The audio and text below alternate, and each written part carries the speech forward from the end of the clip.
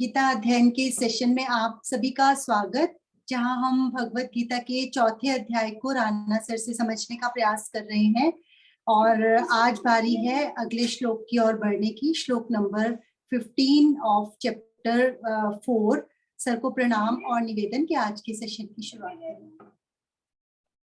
ओम वसुदेव सुतं देवं कंस चाणूरमर्दनं देवकी परमानंदं कृष्णं वंदे जगद्गुरुं।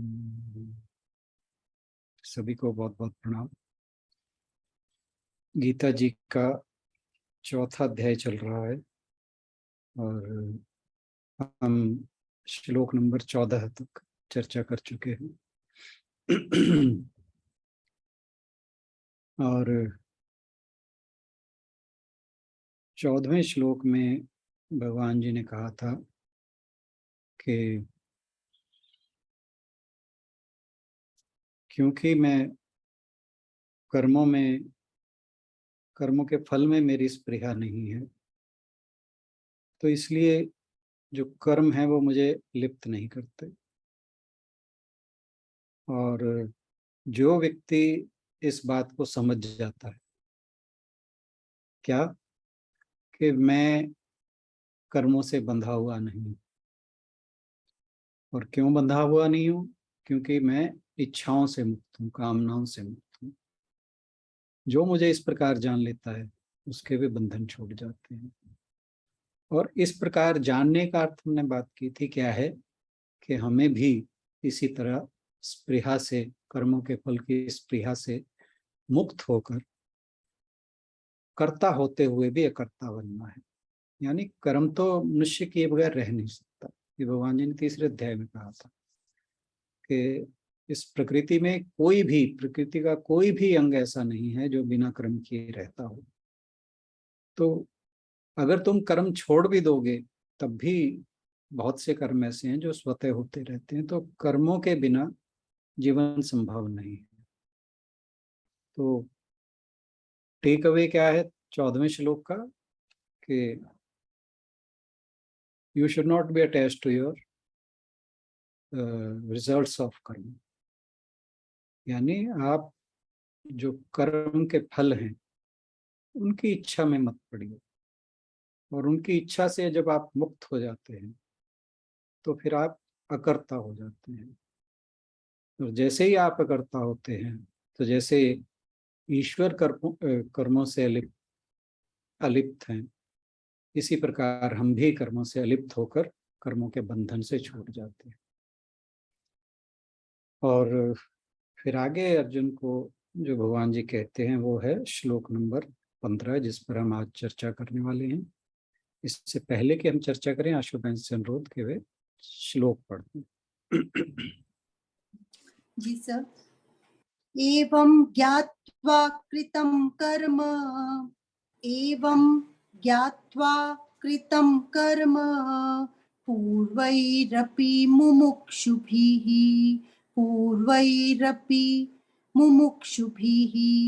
कुरु कर्मैव तस्मात् त्वं पूर्वैः पूर्वतरं कृतम्। एवं इस प्रकार ज्ञात्वा भली भांति जानकर कृतम किया गया कर्म पूर्वैः पूर्ववर्ती अपि निसंदेह मुमुक्षुभिः मोक्ष प्राप्त व्यक्तियों द्वारा कुरु करो कर्म स्वधर्म एव निश्चय ही तस्मात् अतएव तुम पूर्वैः पूर्ववर्तियों द्वारा पूर्वतरम प्राचीन काल में कृतम संपन्न किया गया। प्राचीन काल में समस्त मुक्तात्माओं ने मेरी दिव्य प्रकृति को जान करके ही कर्म किया। अतः तुम्हें चाहिए कि उनके पद चिन्हों का अनुसरण करते हुए अपने कर्तव्य का पालन करो। तो पहले तो भगवान जी ने समझाया कि जो उन्हें कर्ता और कर्म के भोक्ता से भिन्न जानता है तो वो बंधनों से मुक्त है। तो यहाँ बता रहे हैं कि जो भगवान जी ने कर्म योग और ज्ञान योग की शिक्षा दी है अर्जुन को, उसे जानकर बहुत से साधक या मुमुक्षु, यहाँ वर्ड यूज हुआ, उन्होंने इस शिक्षा का अनुसरण करके बहुत से ऐसे मुमुक्षुओं ने यह कर्म का जो मार्ग है इसका अनुसरण किया है। और अर्जुन से कहते हैं कि तुम भी, जो तुम्हारे पूर्वज हैं, जो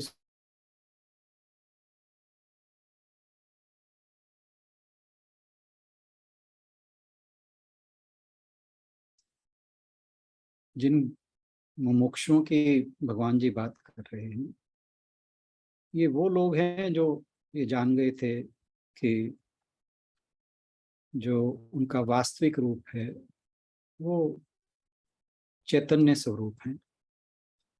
और जब मनुष्य को यह एहसास हो जाता है कि वो चैतन्य रूप,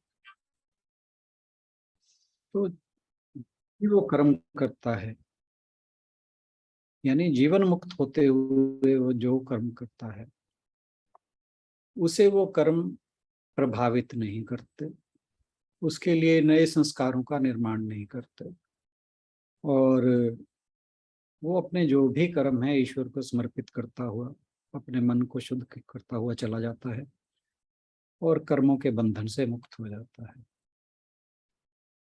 और भगवान जी ये बात यहाँ कह क्यों रहे हैं, इसकी पृष्ठभूमि है कि अर्जुन जो युद्ध के लिए आया है उसके मन में स्वजनों को देखकर मोह उत्पन्न हो गया, और उसके मोह को दूर करने के लिए भगवान जी ने उसे पहले सांख्य योग फिर कर्म योग की शिक्षा दी, उसके वास्तविक स्वरूप के बारे में बताया और बताया कि कर्मों का निष्पादन किस प्रकार से करना चाहिए। जब ये बातें हुई तो अर्जुन को लगा कि क्योंकि उस वो युद्ध तो करना ही नहीं चाह रहा था, तो उसे लगा कि भगवान जी ने दो मार्ग बताए हैं, एक कर्म का और दूसरा ज्ञान का, तो क्यों ना मैं भी ज्ञान का मार्ग चुनकर अपने लिए मैं भी मुक्ति का साधन पकड़ लूं और इस युद्ध के, जो उन्होंने घोरे माम कहा था, कि मैं इस भयंकर युद्ध से बच जाऊं।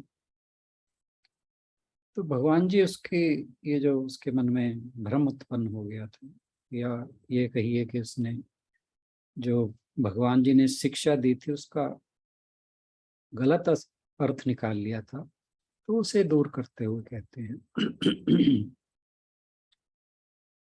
कि जो कर्म और ज्ञान, ये दोनों जो शिक्षाएं हैं कर्म की और ज्ञान की, ये दोनों अलग अलग नहीं है, ये एक ही रास्ते के दो पड़ाव हैं। ये हम बातें कर चुके हैं, लेकिन संदर्भ है तो इसलिए उस बात का आ जाना स्वाभाविक है। तो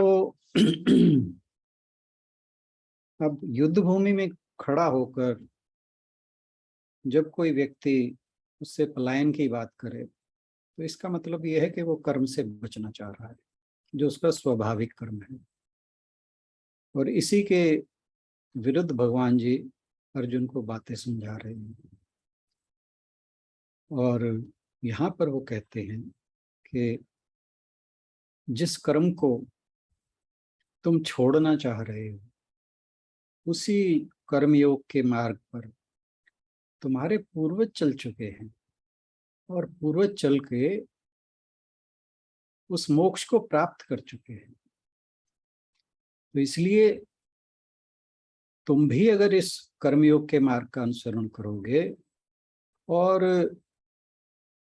यह अकर्ता होते हुए करोगे, यानी कर्मों में लिप्त हुए बगैर, कर्मों में लिप्त होने से कैसे बचा जा सकता है, वो है कर्म फल की अभिलाषा और इच्छाओं से मुक्ति। जब मनुष्य इच्छाओं से रहित हो जाता है और कर्म फल की अभिलाषा नहीं रखता, तो फिर उसके कर्म जो हैं वो निष्काम कर्म हो जाते हैं। तो इसलिए भगवान जी कह रहे हैं, ये कहा ना, तस्मात् त्वं पूर्वैः पूर्वतरम कृतम, कि तुम्हें भी ऐसे ही करना चाहिए। ऐसा करते करते तुम्हारे बहुत से पूर्वज मोक्ष को प्राप्त हो चुके हैं। और यहाँ जो वर्ड पूर्वतरम है, इसका मतलब है सनातन। ये जो ज्ञान है वो सनातन ज्ञान है। सनातन मतलब, सनातन को हम ये कह सकते हैं कि वो ऐसी चीज है जो पुरानी होते हुए भी हमेशा नई रहती है। तो इसीलिए भगवान जी अर्जुन को कह रहे हैं कि पूर्व काल में मोक्ष की इच्छा रखने वाले अनेक पुरुषों ने कर्मयोग का महत्व समझा और निष्काम कर्म करते हुए ज्ञान एवं मोक्ष प्राप्त कर लिए। तो भगवान जी यहाँ अर्जुन को स्पष्ट रूप से कह रहे हैं कि तुम्हें कर्म करना चाहिए। पूर्व कर्मैव तस्मात् त्वं, के इस कारण से ही तो कर्म कर। और जब हम इस मंत्र को मान लेते हैं कि कर्म तो करना है लेकिन अकर्ता होकर करना है, तो फिर जब मनुष्य स्पृहा रहित होकर कर्म करता है और निरहंकार यानी देहात्म भाव से बिना, तो फिर कर्म करना उसके लिए बंधन का कारण नहीं होता। और जो उसके पूर्वजों की बात की, तो उसमें बहुत से ऐसे राजा हुए हैं और ज्ञानी भी हुए हैं। राजाओं में अशुपति, ययाति, इनको राजऋषि कहा गया है। और इसी प्रकार जो महर्षि थे, भारद्वाज, याज्ञवल्क, इन ब्रह्म ऋषियों ने भी इसी प्रकार ही कर्म किए और वे सब मोक्ष को प्राप्त हुए। तो ये सभी लोग देहात्म भाव छोड़कर और फलों को त्याग कर कर्म करते आए हैं। और सृष्टि के आरंभ में भी अगर हम बात करें तो सनत कुमार आदि, नारद जी, मनु, ये सब जितने भी हुए हैं, इन सब ने निष्काम कर्म किए हैं। और इसलिए भगवान जी कहते हैं कि तू भी इस कर्म योग को मानते हुए इस युद्ध भूमि से भागने की बात नहीं कर, बल्कि अपने कर्मों का निष्पादन कर, जो क्षत्रिय होते हुए तेरे लिए करना आवश्यक है। और मुमुक्षु की जहाँ यहाँ बात की गई है, मुमुक्षु यानी जो मुक्त होने की इच्छा रखता है। तो मुक्त होने का मतलब है कि हमें बंधन में ना जाना पड़े। एक तो ये है। दूसरा कि अगर बंधन में हैं तो उससे मुक्त हो जाए। तो ये जो लोग हैं जो अगर बंधन में है तो उससे मुक्त होने का प्रयास कर रहे हैं या बंधनों में फंसना नहीं चाहते, ये सभी, ये लोग वैसे ही कर्म करते हैं जैसे भगवान श्री कृष्ण ने कहा मैं करता हूँ। Just a minute.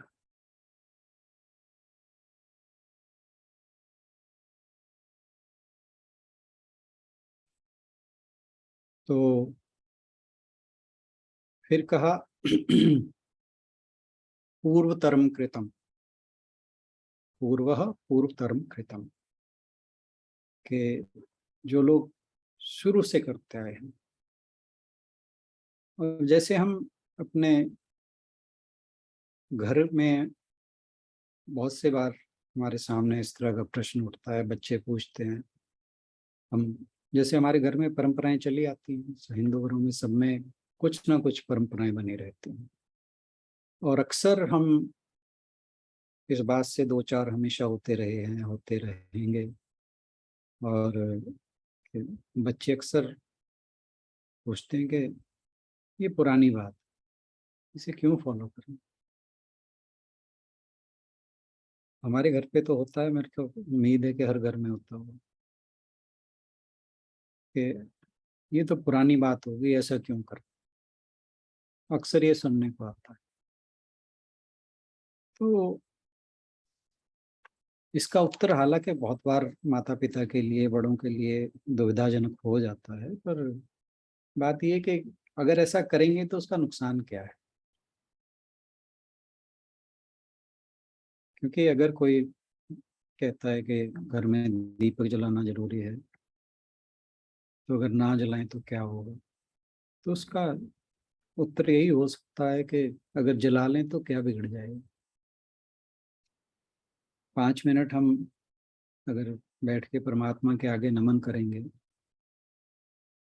तो कौन सा हमारा ऐसा नुकसान हो जाएगा जिसे ना करने से हमें कोई लाभ हो जाता। तो क्या हम परमात्मा के नाम पर कुछ 5, 10, 15 जो भी समय निकाल सकते हैं, नहीं निकाल सकते। अगर हम इतने समय के लिए भी ईश्वर से नहीं जुड़ सकते तो हमारा जीवन जो है वो बड़ा नकारात्मक हो सकता है, डिप्रेसिव हो सकता है। तो अगर ऐसी जो परंपराएं हैं उनको फॉलो करने से अगर कुछ नुकसान होता है तो अवश्य छोड़ दीजिए।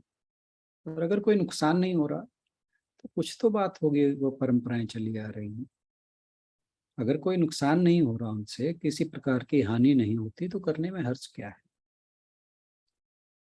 और निश्चित तौर पर उन परंपराओं को फॉलो करने से अंतःकरण की शुद्धि तो होती ही होती है। क्योंकि हम जब भी किसी भगवत भाव से जुड़ते हैं, किसी भी ऐसे काम से जुड़ते हैं जिसमें हमें कोई लाभ नहीं हो रहा, क्योंकि हम घर पे दीपक जलाते हैं भगवान के नाम का, कुछ उससे मिल थोड़ी रहा है, फिर भी हम कर रहे हैं।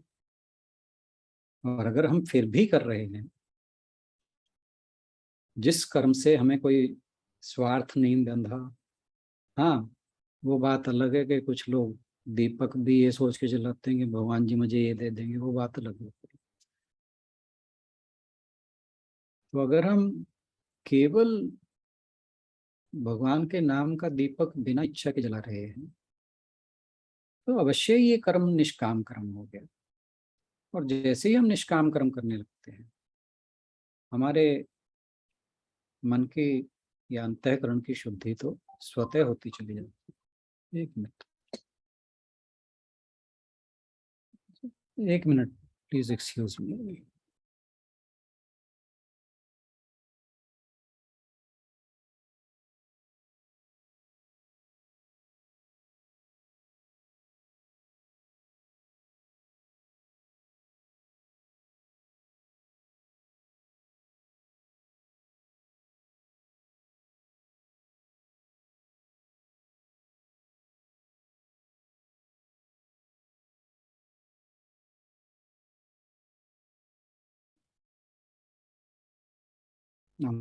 सॉरी कई बार कुछ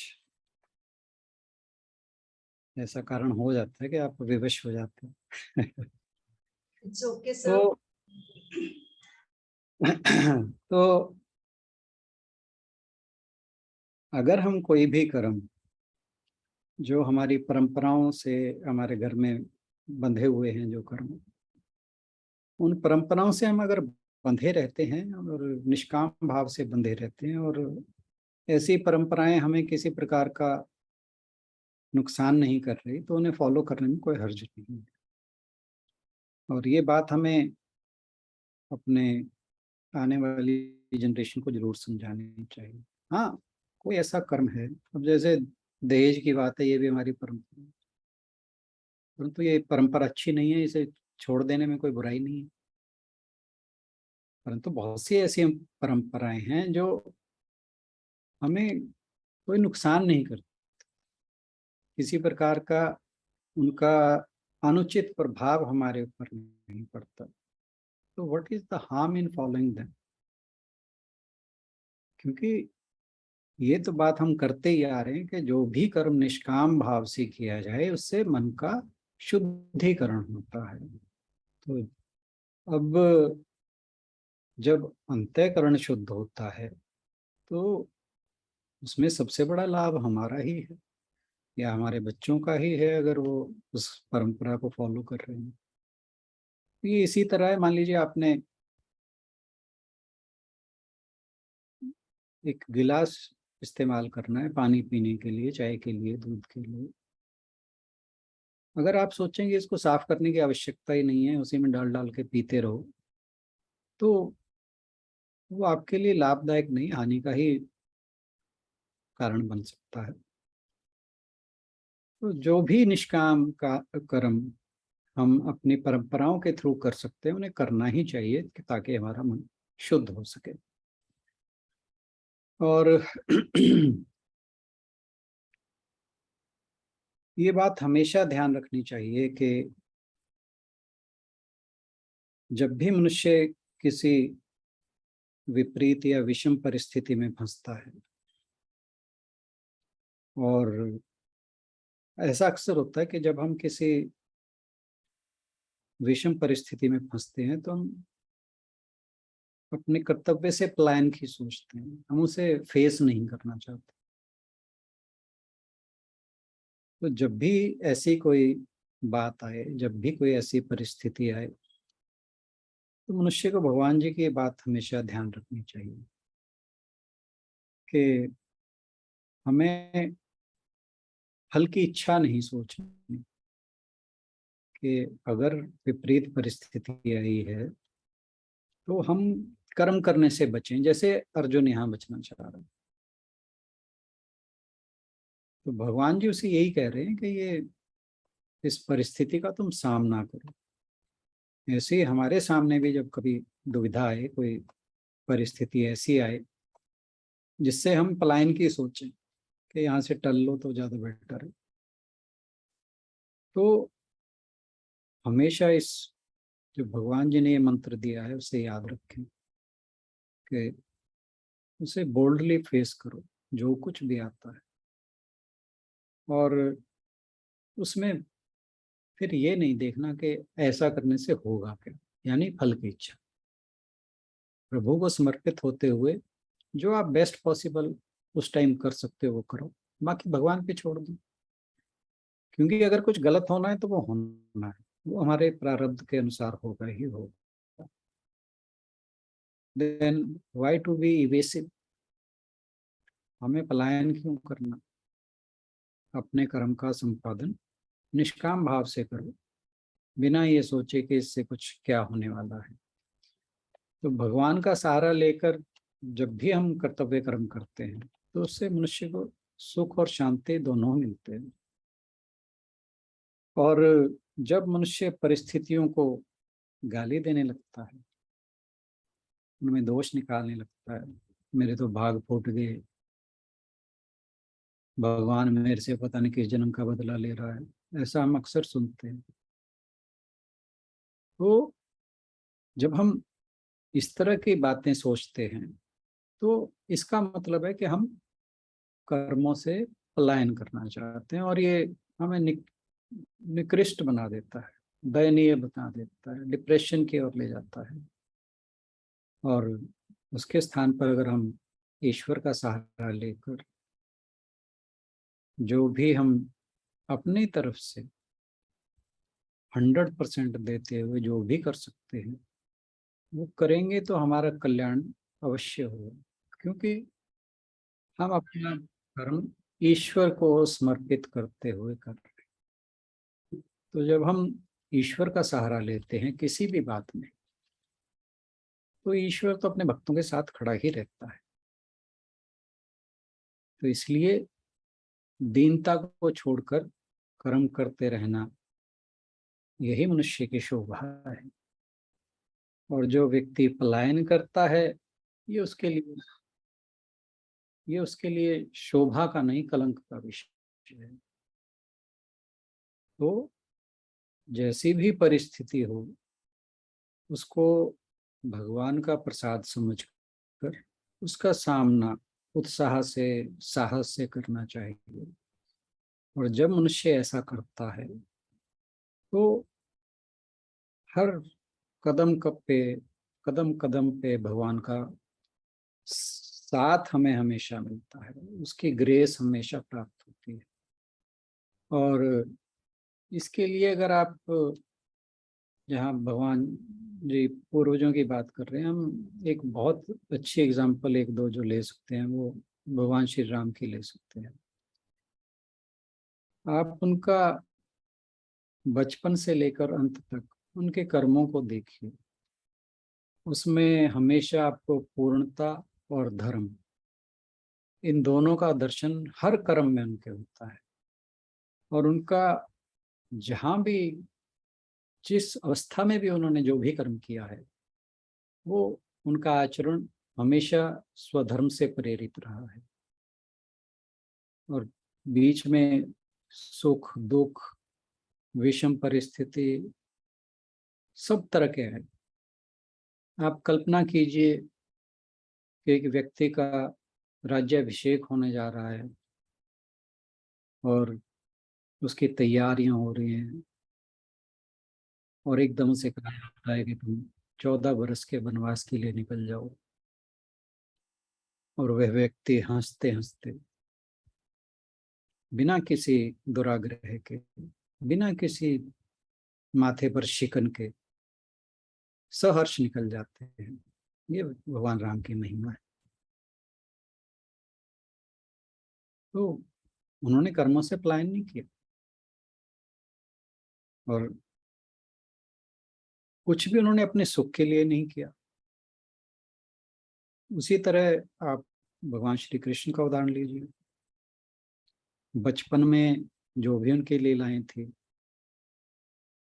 वो कभी अपने सखाओं के हित में कर्म करते हैं, कभी गोपियों के हित में कर्म करते हैं, कभी अपने माता पिता के लिए कर्म करते हैं, कभी गुरुजनों की सेवा के लिए कर्म करते हैं, धर्म के संस्थापना के लिए कर्म करते हैं। तो उनका पूरा जीवन देख लीजिए, पूरे जीवन का चरित्र देख लीजिए, तो ये दोनों भी हमारे पूर्वजों में ही आते हैं। तो कहीं भी उन्होंने कर्म से पलायन की नहीं सोची।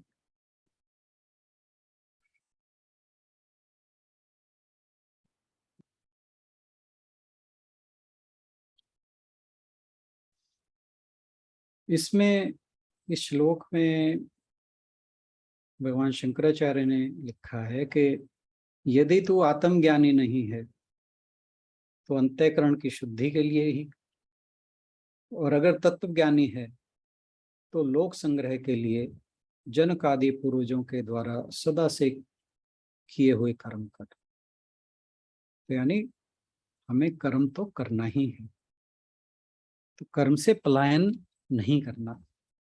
तो शंकराचार्य जी जो बात कह रहे हैं कि अगर हमें आत्मज्ञान अभी नहीं हुआ है तो कोई बात नहीं, जब भी हम निष्काम भाव से कर्म करेंगे, अपने कृतत्व के अभिमान से मुक्त होकर कर्म करेंगे, तो कुछ और नहीं तो अंतःकरण तो शुद्ध होगा ही। अंतःकरण शुद्ध होगा तो धीरे धीरे हम उस जो अध्यात्म के मार्ग पर आगे बढ़ते चले जाएंगे। एक समय आएगा कि हम मोक्ष के अधिकारी भी हो जाएंगे। लेकिन अगर तत्वज्ञानी हैं, अगर जीवन मुक्त हो ही गए हैं, आपने अपने स्वरूप को पहचान ही लिया है, तब दूसरों के हित के लिए करना है, दूसरों के लिए एग्जाम्पल बनते हुए करना है, तो कर्म तो करना है। और एक चीज उन्होंने और कही कि नए नए कर्म मत कर। इसका मतलब ये नहीं कि जो कुछ कर रहा है वही करता रहे, आगे नया कुछ नहीं करना। इसका मतलब है कि नए नए कर्मों का निर्माण मत कर, यानी ऐसे कर्म मत करो जिससे कर्मों के फल बने, कर्मों के संस्कार बने। तो कोई भी ऐसा कर्म नहीं करना जिससे जो वो कर्म है हमारे बंधने का वाइस बने। तो कहा कि संसार में कर्म छोड़ना भी ना पड़े और कर्म के बंधन में बंधना भी ना पड़े। ऐसी मुक्त अवस्था में रहने के लिए उन मुमुक्ष मुमुक्षु पुरुषों के, यानी जो हमारे पूर्वजों की बात की गई है, उनके पद चिन्हों पर चलना चाहिए। और देहात्म भाव से मुक्त होकर, इच्छा से रहित होकर, मैं और मेरा से मुक्त होकर जो भी कर्म किया जाता है उससे मनुष्य कभी बंधता नहीं है। संत ज्ञानेश्वर जी लिखते हैं कि हे अर्जुन, अब तक जो मुमुक्ष जन हो गए हैं उन सब लोगों ने मेरा यह मूल स्वरूप पहचान कर ही कर्मों का आचरण किया है, परंतु जिस प्रकार आग पर भुने हुए बीज में से अंकुर नहीं निकलता, उसी प्रकार उनके वे निष्काम कर्म उनके लिए मोक्षदायक हुए। यानी भुने हुए बीज में से अंकुर नहीं निकलता, यानी जो हम निष्काम रूप से कर्म करते हैं उनसे नए कर्मों का निर्माण नहीं होता। हे अर्जुन, इन विषयों के संबंध में ध्यान रखने योग्य एक बात और है, वही है कि कर्म और अकर्म का विचार बुद्धिमान पुरुषों को भी केवल अपने पसंद के अनुसार और मनमाने तौर पर करने की आवश्यकता नहीं। जो भी जैसा भी कर्म आए करने के लिए उसको निष्काम भाव से करते रहो, ताकि किसी भी नए संस्कार का, नए कर्म का निर्माण ना हो। जो ब्रह्मांड है वो पूरा का पूरा उसे कहा जाता है कि भगवान का शरीर है।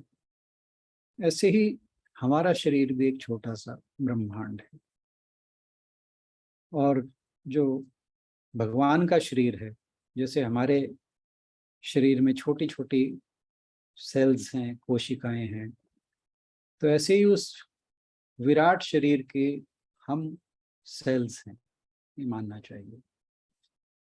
और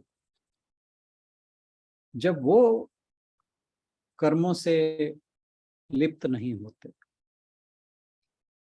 तो वो भाव हमारे अंदर भी होता है, पर अज्ञान के कारण वो प्रकट नहीं होता। वो जो उसकी वाइब्रेशन कह लीजिए, वाइब्रेशन हमारे अंदर होती रहती है, परंतु जो हमारा अज्ञान है, विद्या है, ये माया का आवरण है, ये उस स्पंदन को, उस वाइब्रेशन को हमें पहचानने नहीं देता। तो अगर हम खुशी खुशी अपने इस शरीर को उस विराट शरीर के लिए समर्पित कर देते हैं, तो हम भी उस जो शक्ति है, वो विराट चेतना है, उसी का हिस्सा बन जाते हैं। हम दुनिया में किसी भी चीज से नहीं बंधे हैं। ये शरीर भी, हम समझते हैं कि हम इस शरीर से बंधे हैं, परंतु वास्तविकता ये नहीं है। क्योंकि शरीर तो कुछ इस पूरे जो काल है, समय, काल का मैं,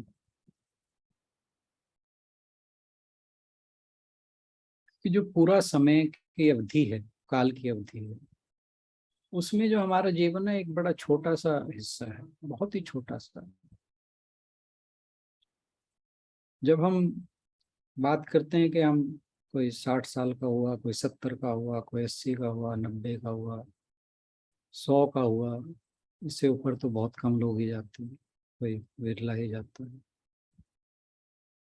तो ये पूरे काल की अवधि में एक छोटा सा कालखंड है, बहुत ही छोटा सा, नगण्य। और जब हम इस बात को एहसास कर लेते हैं तो फिर हमारे मन से अहंकार जाता रहता है, देहात्म भाव जाता रहता है। क्योंकि जो हमारा वास्तविक चरित्र है, जो वास्तविक स्वरूप है, वो तो नित्य है, शाश्वत है। और जो हमारा देहात्म भाव है, वो कालखंड की गणना में उसके अवधि नगण्य है, नेग्लिजिबल है। तो हम अपने आप को अनलिमिटेड होते हुए क्यों लिमिट में बांधे, ये हमें रियलाइज करने की आवश्यकता है। तो अगर हम अपने आप को भगवान की इच्छा के सामने समर्पण कर दें तो जो ईश्वर की इच्छा है वो हमारी इच्छाओं से ऊपर हो जाएगी, और ईश्वर की इच्छा हमेशा हमारे कल्याण के लिए होती है, जबकि हम अपना फायदा सोचते हैं, हम अपना कल्याण नहीं सोचते। जो कठोपनिषद में आया था कि जीवन के दो मार्ग हैं, प्रेयस और श्रेयस। तो जो साधारण मनुष्य है वो प्रेयस मार्ग की ओर जाता है, जो ईश्वर का भक्त है, जो मुमुक्षु है, ज्ञानी है, वो श्रेयस मार्ग चुनता है। तो ये चुनाव हमेशा हमारे हाथों में ही रहता है।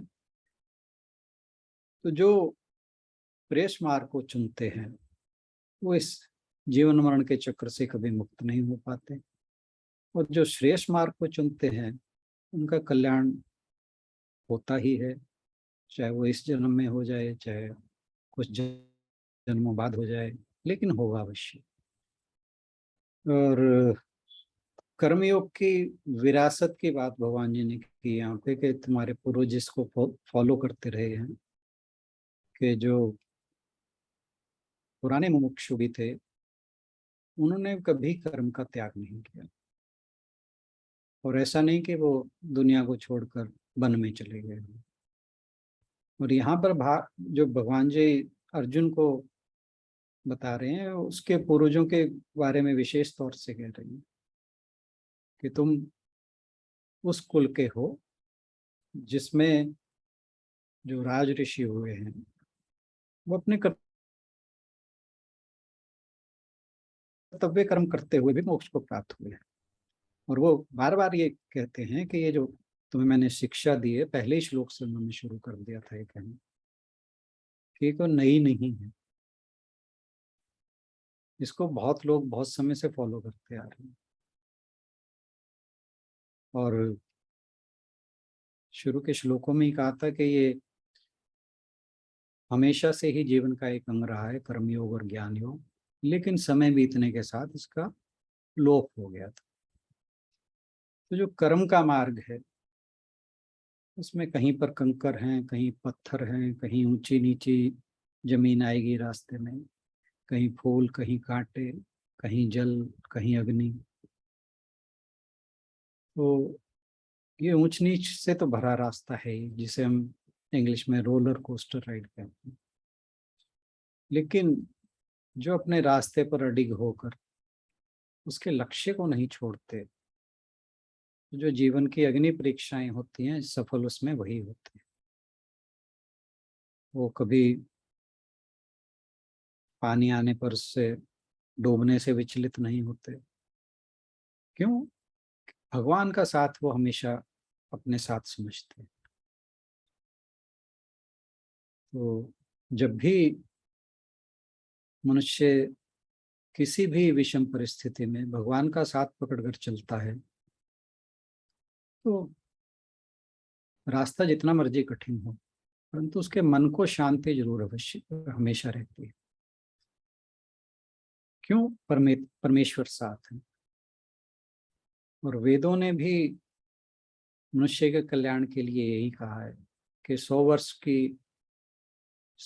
की आयु की इच्छा करता हुआ विवेक पूर्वक अपने कर्मों को करता जा, और इससे ना तो कर्मों में लिप्त होगा, और यही सबसे उत्तम मार्ग है। तो कर्म के मार्ग को पहचानना ही प्रभु को पहचानना है। आज के लिए इतना ही। धन्यवाद।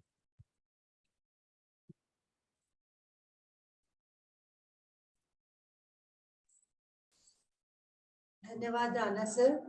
आज के श्लोक को लेकर यदि कुछ कहना चाहे कोई टेक अवे या फिर कोई क्वेश्चन हो तो जरूर अपनी बात रख सकते हैं।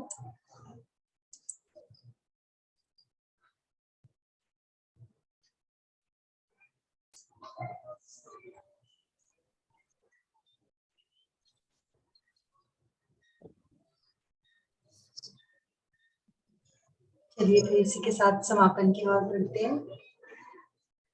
सर आपने कहा ना कि प्रश्न खत्म होने शुरू हो जाते हैं जब ज्ञान होना शुरू हो जाता है। मैं भी यही बात सोच रहा था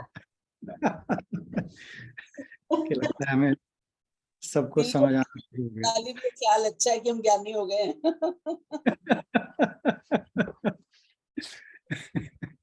क्योंकि ये तो हमारे शास्त्र कहते हैं कि जब आपके मन में प्रश्न ना बचे तो इसका मतलब है ज्ञान का उदय हो चुका है।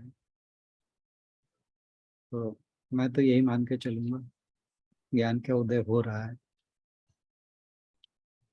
सर जो लास्ट लाइन आपने कही ना, कर्म के मार्ग को पहचानना, भगवान को पहचानना, ये बहुत बहुत मतलब टच कर गया मुझे। बात तो ठीक है सर, बिल्कुल बिल्कुल बिल्कुल सही। धीरे धीरे पहचानना शुरू कर तो रहे हैं हम सर। पर अभी तो बेबी स्टेप्स ही हैं। तथास्तु। Thank you. भगवान करे हम ऐसा ही। मतलब इसका मतलब ये लगाएं इस श्लोक का कि जो भगवान है वो मतलब जो अर्जुन है वो अपनी एक्टिविटीज को छोड़ के एक तरफ बैठना चाहता है, उसको अप्रूव नहीं कर रहे हैं।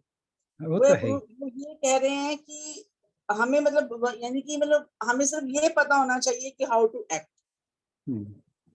एक्ट तो करना ही है, हाउ टू एक्ट, ये सारी जद्दोजहद है, ये सारा जो प्रोसेस है जानने का वो यही है, उसे यही समझना है इसमें कि हाउ टू एक्ट। बिल्कुल ठीक। विपरीत परिस्थिति में भी कैसे, यही नटशेल में किया जाए तो यही है इस पूरे उसका कि वो इन्हें सिर्फ दो ही बातें कही गई हैं, क्योंकि समस्या तो वही है कि अर्जुन युद्ध नहीं करना चाहता। भगवान जी ने उसे दो बात कही है, एक तो अपने स्वरूप को पहचान, वो दूसरा कर्मों से पलायन मत कर। बस ये दो बातें समझाने के लिए उन्होंने पूरे 18 अध्याय लगा दी। अलग अलग कैसे समझाते जा रहे हैं, और हाउ टू एक्ट के लिए अपने पूर्वजों के एक्शंस को देख, उन्होंने कैसे किया। बिल्कुल, कैसे वो एग्जांपल उनके फुटस्टेप्स, यही करते हुए मोक्ष को प्राप्त हो। जी जी। अच्छा सर, मैं ना अगर टाइम है तो मैं अभी वो देख साथ साथ में ना जब अंकल से बात हो रही थी, सिन्हा अंकल से, ये तो मुझे बड़ा जो आसान लगा, मुझे लगा औरों को भी आसान लगेगा। उन्होंने जो ये चार आपने गुणों की, चार वर्णों की बात की थी, हमारे सबके अंदर है, हम उसको पहचाने कैसे, ये मैंने उनसे पूछा था कि कैसे पहचाने हमारे अंदर इस वक्त ब्राह्मणत्व प्रधान है या हमारे अंदर जो है क्षत्रित्व प्रधान हो रहा है। तो उन्होंने मुझे बोला, कहते देखो 3 गुणों पे सारा संसार टिका हुआ है, ठीक है, सात्विक, राजसिक और तामसिक। तो उन्होंने बोला कि तमस है, that is dark evil qualities. मैंने लिख लिया था, मुझे बहुत सही लगा, तो मैंने कहा मैं शेयर करती हूँ सबके साथ, क्योंकि मुझे आसान लगा, बाकी सब बातें ना भूल जाती हैं। हम जब इसको पॉइंट्स में बुलेट्स लगा के आगे याद करते हैं तो वो फिर मतलब वो बन जाती है कि याद रहती है वो चीज ना। तो तामसिक को कैसे करना याद, कैसे हम समझे ना खुद को, हम कौन से उसमें है। उन्होंने बोला जो तमस है, क्योंकि 3 गुण है, दुनिया सारा संसार उन्हीं गुणों से ही चालित है, संचालित है, पैदा होता है और कर्म करता है।